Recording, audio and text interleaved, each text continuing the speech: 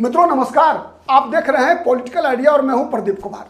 दोस्तों, पश्चिम बंगाल में जो विधानसभा का चुनाव चल रहा है उसमें प्रथम चरण का मतदान संपन्न हो चुका है। 16 जिलों के 152 विधानसभा सीटों पर मतदान संपन्न हो चुका है और बताने की आवश्यकता नहीं है, दोहराने की आवश्यकता नहीं है कि इस बार पश्चिम बंगाल में हो क्या रहा है। पश्चिम बंगाल में एक लहर चल रही है, पश्चिम बंगाल में एक सुनामी चल रही है जिसमें हर अनुमान ध्वस्त होता हुआ दिख रहा है। 93% से अधिक मतदाताओं ने मतदान किया है, एक रिकॉर्ड बनाया है दोस्तों, और इतिहास गवाह है। जब जब ऐसा मतदान हुआ है तो प्रायः माना यह जाता है कि यह मतदान परिवर्तन के लिए होता है, सत्ता परिवर्तन के लिए होता है।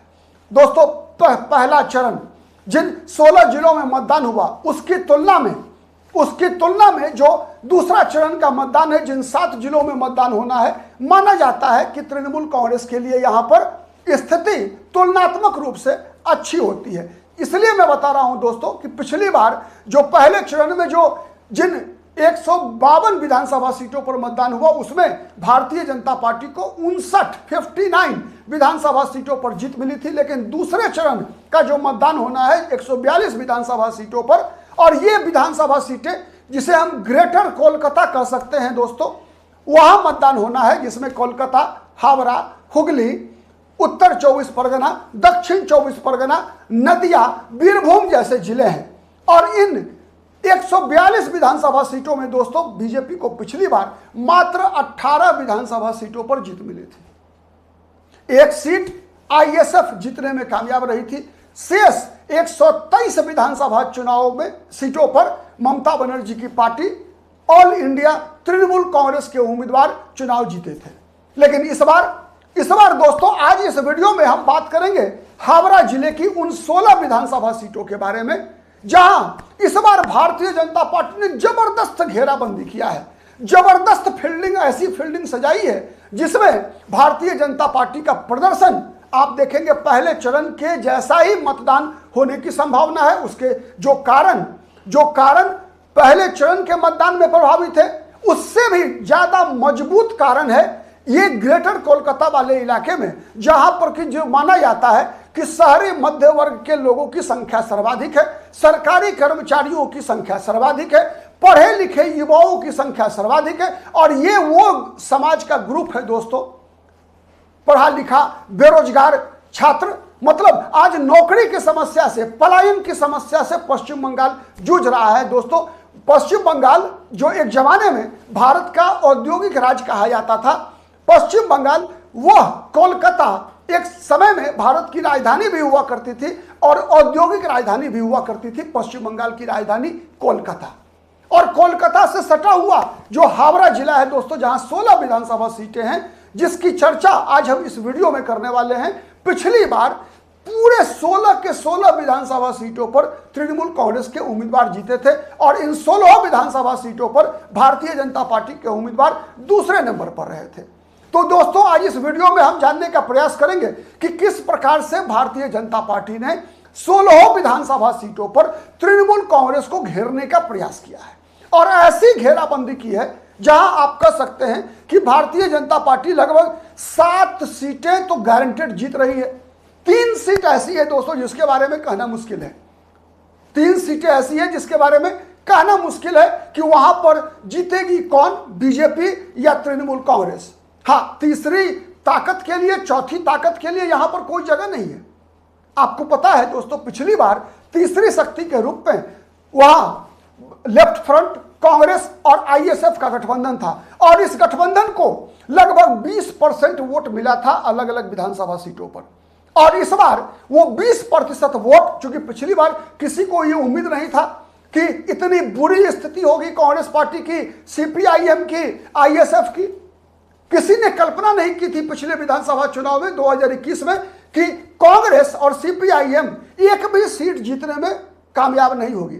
वर्तमान जो परिस्थिति है उसमें आप दावे के साथ कह सकते हैं दोस्तों कि सीपीआईएम मतलब लेफ्ट फ्रंट और कांग्रेस को मिला हुआ जो वोट था, आप आईएसएफ वाले वोट को छोड़ दीजिए, इसके अलावा कांग्रेस और सीपीआईएम को जो वोट मिला था उसका 80% वोट इस बार भारतीय जनता पार्टी को मिलेगा, क्योंकि ये वो वोट है दोस्तों जो परंपरागत रूप से तृणमूल कांग्रेस विरोधी वोट है।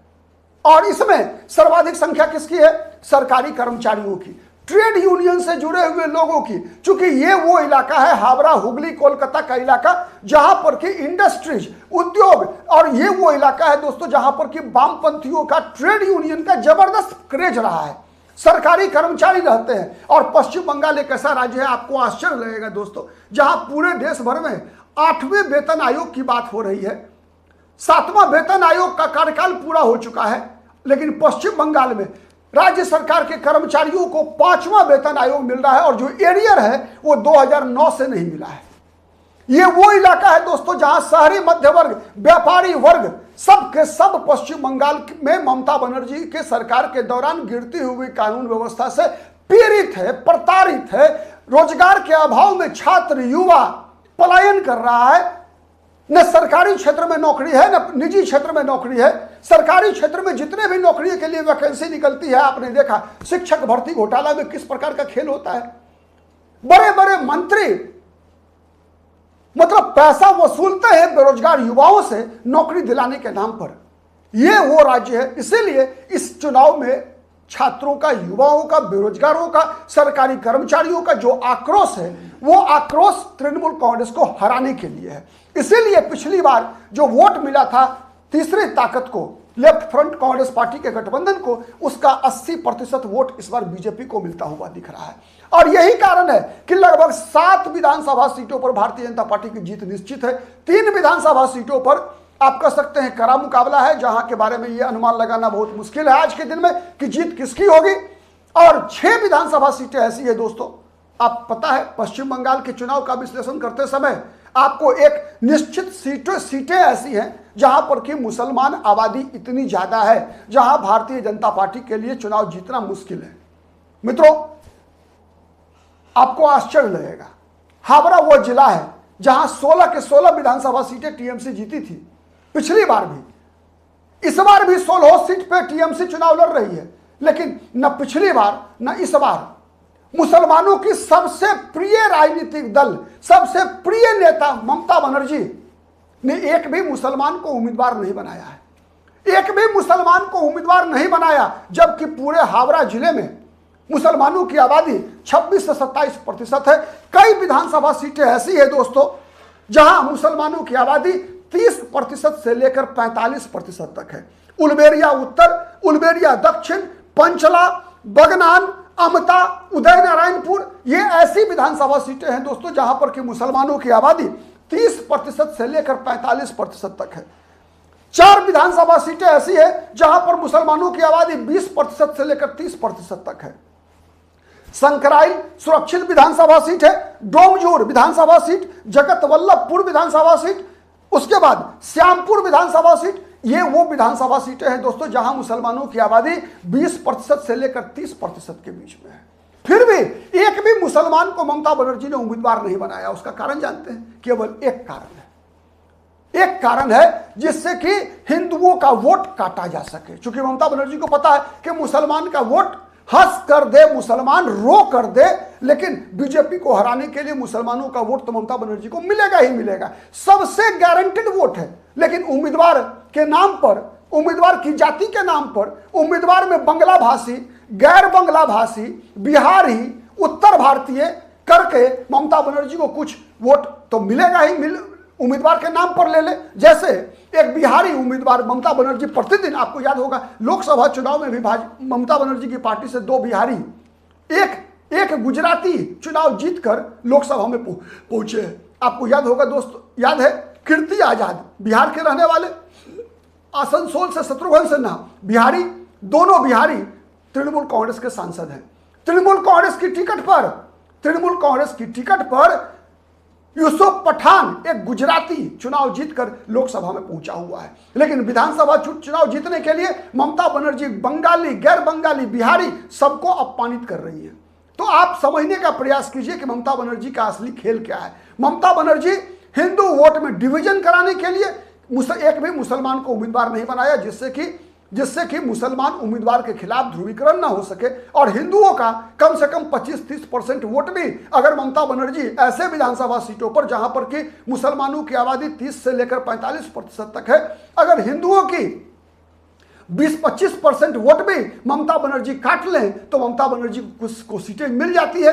यही ममता बनर्जी का खेल है। तो दोस्तों चर्चा करते हैं 1 बाय 1 विधानसभा सीटों के बारे में। सबसे पहले हम जानने का प्रयास करते हैं दोस्तों बल्ली विधानसभा सीट। बल्ली विधानसभा सीट वो विधानसभा सीट है जहां पर पिछले चुनाव में आपको याद होगा जगमोहन डालमिया की बेटी वैशाली डालमिया बीजेपी की उम्मीदवार थी और टीएमसी के उम्मीदवार थे राणा चटर्जी। इस बार राणा चटर्जी का सीट बदल दिया है तृणमूल कांग्रेस ने। राणा चटर्जी ने भाजपा उम्मीदवार वैशाली डालमिया को 12,237 वोट से हराया था। इस बार बीजेपी ने भी अपना उम्मीदवार बदला है, तृणमूल कांग्रेस ने भी अपना उम्मीदवार बदला है। बीजेपी ने जहां संजय सिंह बल्ली विधानसभा सीट पर एक बिहारी बीजेपी का उम्मीदवार है संजय सिंह, वही टीएमसी ने भी ममता बनर्जी ने भी एक बिहारी को ही उम्मीदवार बनाया है, कैलाश मिश्रा। बिहार के मधुबनी जिले के रहने वाले हैं कैलाश मिश्रा, इनको टीएमसी ने उम्मीदवार बनाया है। वहीं सीपीआईएम ने शंकर मोइत्रा और कांग्रेस पार्टी ने प्रियंका चौधरी को उम्मीदवार बनाया है। पिछली बार अगर हम देखेंगे तो सीपीआईएम के उम्मीदवार को 22,000 वोट मिला था। इस बार वो 22,000 वोट भी मिलने की संभावना नहीं है। सीधा मुकाबला है भारतीय जनता पार्टी के उम्मीदवार संजय सिंह और टीएमसी के उम्मीदवार कैलाश मिश्रा की बीच। और ये सीट वैसी सीट है दोस्तों जहां भारतीय जनता पार्टी के जीतने की 110% होता नहीं है।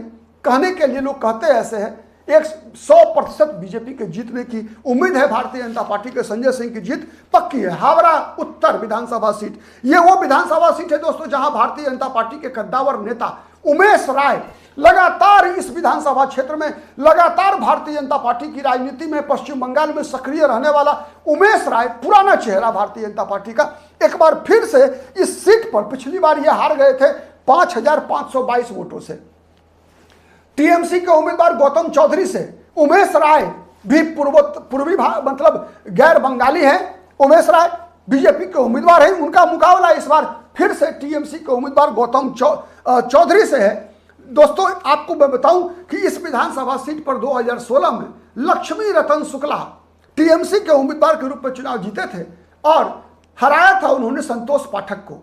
वही संतोष पाठक जो इस बार भारतीय जनता पार्टी की टिकट पर चुनाव लड़ रहे हैं। लेकिन इस विधानसभा सीट में गौतम चौधरी का मुकाबला फिर से उमेश राय से होना है और इस बार इस सीट पर भारतीय जनता पार्टी के जीतने में कोई शक नहीं है। दोस्तों हावड़ा मध्य विधानसभा सीट वो विधानसभा सीट है हावड़ा मध्य जहां पर की कड़ी टक्कर है। इस बार संजय सिंह भारतीय जनता पार्टी के पिछले बार उम्मीदवार थे इस सीट पर, जो इस बार बल्ली विधानसभा सीट से लड़ रहे हैं। पिछली बार संजय सिंह लड़े थे हावड़ा मध्य से। टीएमसी के उम्मीदवार हैं अरूप राय, सिटिंग एमएलए हैं, पिछली बार 46,000 वोट से जीते थे। इम्तियाज अहमद को सीपीआईएम ने उम्मीदवार बनाया है। कड़ा मुकाबला है। संजय सिंह इस बार फिर से कड़ी टक्कर दे रहे हैं टीएमसी के उम्मीदवार अरूप राय को। ठीक है, कड़ा मुकाबला है, कहना मुश्किल है। अभी ये वो सीट है जहां पर कि जीत और हार किसी के पक्ष में जा सकती है। एक बड़ी संख्या है मुसलमान मतदाताओं की भी इस विधानसभा सीट में। दोस्तों चौथी विधानसभा सीट है शिवपुर, वर्तमान में सिटिंग एमएलए हैं यहां से। यहां भी एक गैर बंगाली को ममता बनर्जी ने उम्मीदवार बनाया था पिछली बार। Manoj Tiwari, cricketer Manoj Tiwari test player रहे, टीएमसी के टिकट पर चुनाव लड़े थे। मनोज तिवारी जीते थे, 32,000 वोट से भारतीय जनता पार्टी के रथिन चक्रवर्ती को हराया था। इस बार बीजेपी की टिकट पर इस विधानसभा सीट से लड़ रहे हैं फिल्म एक्टर रुद्रनील घोष, जिन्होंने 2021 के विधानसभा चुनाव में टीएमसी के उम्मीदवार के खिलाफ भवानीपुर विधानसभा सीट में चुनाव लड़े थे, हार गए थे। इस बार टीएमसी ने यहां से अपनी बल्ली विधानसभा सीट के सिटिंग एमएलए राणा चटर्जी को उम्मीदवार बनाया है।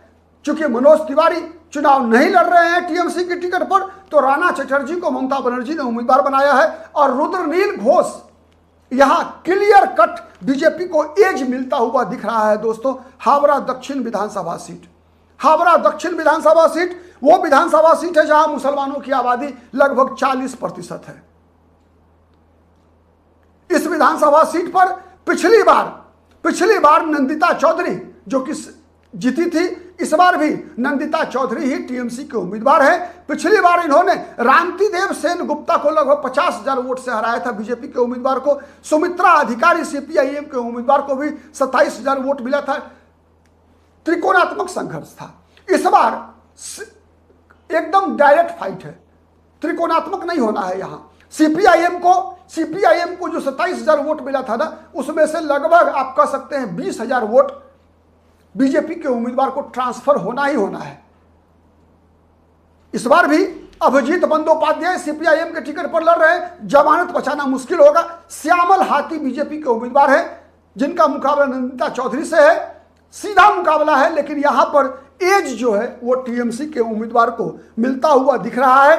दोस्तों, संकराइल सुरक्षित विधानसभा सीट, यहां भी मुस्लिम आबादी लगभग 20% के आसपास है। यहां टीएमसी के उम्मीदवार है प्रिया पॉल, सिटिंग एमएलए हैं। पिछली बार प्रभाकर पंडित बीजेपी के उम्मीदवार को हराया था। समीर मलिक सीपीआईएम के उम्मीदवार थे, जिनको 34,000 वोट मिला था। बीजेपी के उम्मीदवार को 71,000 वोट मिला था। प्रिया पॉल को 1,11,000 वोट मिला था। इस बार बीजेपी ने अपना उम्मीदवार बदल दिया है। टीएमसी के उम्मीदवार प्रिया पॉल ही हैं, समीर मलिक ही हैं सीपीआईएम के उम्मीदवार, जिनको 34,000 वोट मिला था। बरनाली ढाली बीजेपी के उम्मीदवार है यहां से। और यहां भी मुकाबला संकराइल विधानसभा सीट पर भारतीय जनता पार्टी के पक्ष में जाने की भरपूर संभावना है। दोस्तों, पंचला विधानसभा सीट, वो विधानसभा सीट है पंचला, जहां मुसलमानों की आबादी लगभग 40% है। यहां पर पिछली बार भी गुलशन मलिक टीएमसी के उम्मीदवार चुनाव जीते थे। इस बार भी गुलशन मलिक ही टीएमसी के उम्मीदवार हैं। भारतीय जनता पार्टी के उम्मीदवार हैं रंजन कुमार पॉल। पिछली बार मोहित लाल घाटी बीजेपी के उम्मीदवार थे, जो कि 32,000 वोट से हार गए थे। फरीद बोल्ला ऑल इंडिया फॉरवर्ड ब्लॉक के उम्मीदवार के रूप में लेफ्ट फ्रंट की तरफ से चुनाव लड़ रहे हैं। उलबेरिया पूर्व विधानसभा सीट, वो विधानसभा सीट है दोस्तों, जहां भारतीय जनता पार्टी के लिए इस बार बड़ी संभावना है। बीजेपी लगभग जीतेगी। इसलिए मैं कह रहा हूं कि विदेश रंजन बोस पिछली बार जीते थे, बीजेपी के उम्मीदवार को 17,000 वोट से हराया था। प्रत्यूष मंडल को अब्बासुद्दीन खान जो आईएसएफ के उम्मीदवार थे, उनको 30,458 वोट मिला था। इस बार रीता व्रत बनर्जी टीएमसी के उम्मीदवार है। टीएमसी ने अपना उम्मीदवार बदल दिया है। उनके खिलाफ जबरदस्त एंटी इनकम्बेंसी था। इस विधानसभा सीट पर एंटी इनकम्बेंसी जबरदस्त है टीएमसी के खिलाफ। ठीक है, रुद्र प्रसाद बनर्जी, बीजेपी ने एक नए उम्मीदवार को टिकट दिया है। और आईएसएफ के उम्मीदवार है अंसार अली शेख।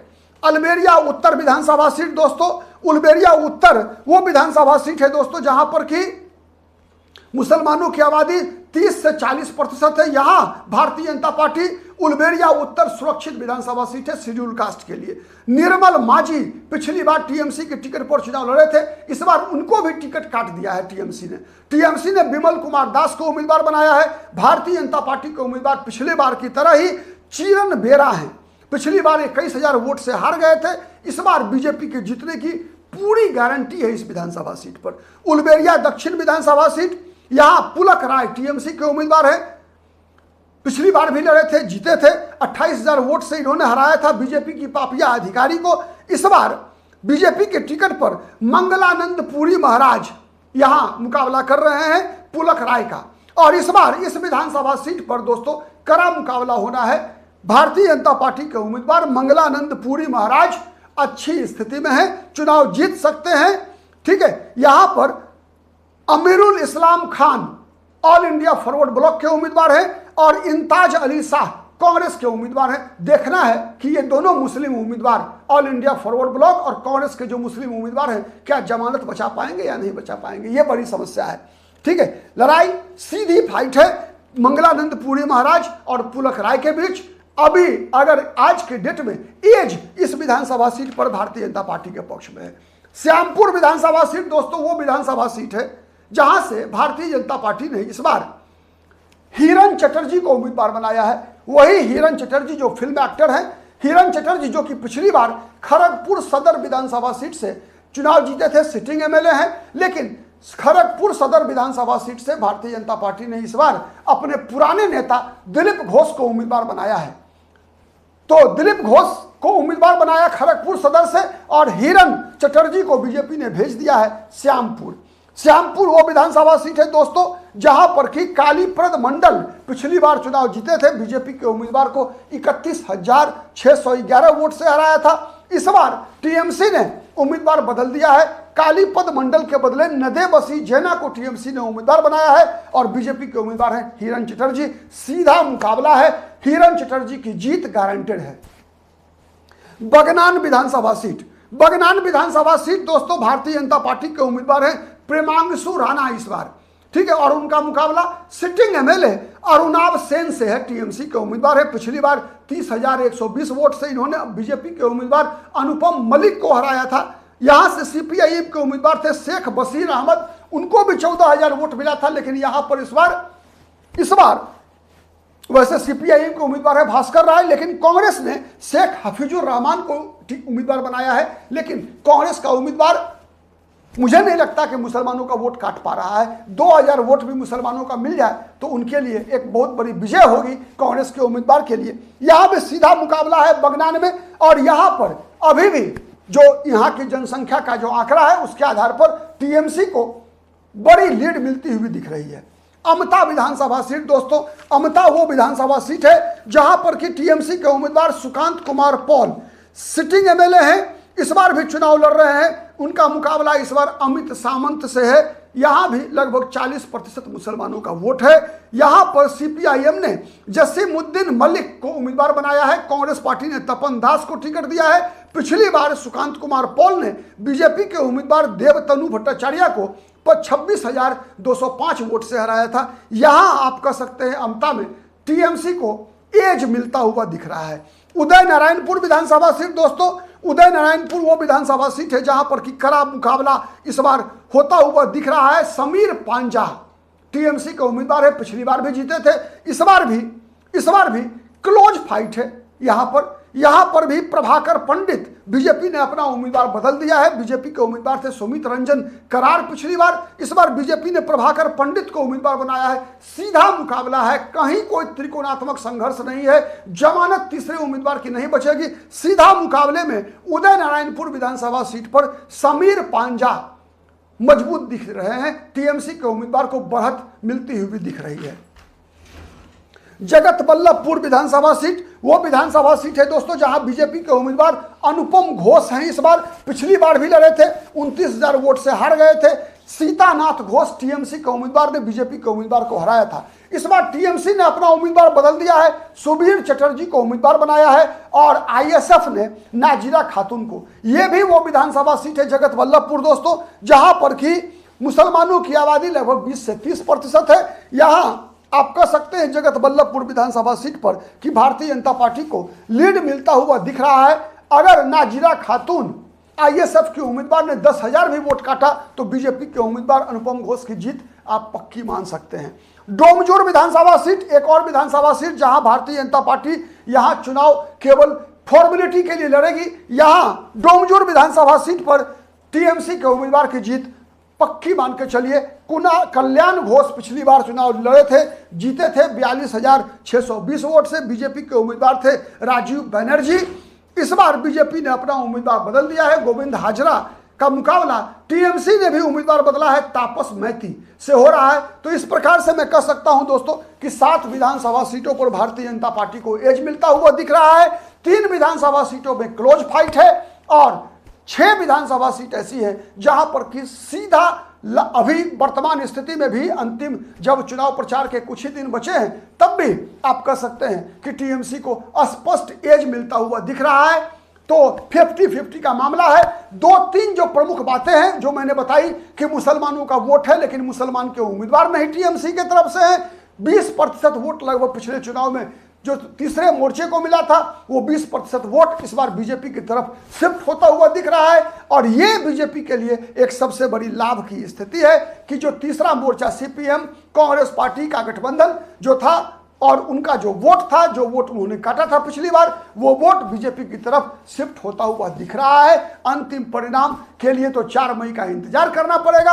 और जो लक्षण पहले चरण में दिखा है उसका असर इन 16 विधानसभा सीट पर पड़ता हुआ दिख रहा है। लोग इंतजार कर रहे हैं कब आएगा 29 अप्रैल और अपनी वो जो डर में पश्चिम बंगाल की राजनीति जो 49 साल से रही कि मतदाता डर के मारे घर से बूथ पर जाना, एक तरह से बूथ पर जाने में डरते थे, वो डर इस बार चुनाव आयोग ने समाप्त किया है। अब इस डर खत्म होने का असर कितना पड़ता है उसके लिए तो 4 मई का इंतजार करना पड़ेगा। आज के लिए इतना ही, फिर मुलाकात होगी किसी अन्य मुद्दे पर। और दोस्तों एक आग्रह है, हमारा वीडियो पसंद आता है तो प्लीज लाइक कीजिए, शेयर कीजिए, जिससे कि अधिक से अधिक लोगों तक हमारी बातें पहुंच सके। अब तक यदि पॉलिटिकल आइडिया को सब्सक्राइब नहीं किया है तो प्लीज डू इट। आज के लिए इतना ही, फिर मुलाकात होगी किसी अन्य मुद्दे पर। तब तक के लिए नमस्कार, जय श्री राम, जय भारत, वंदे मातरम।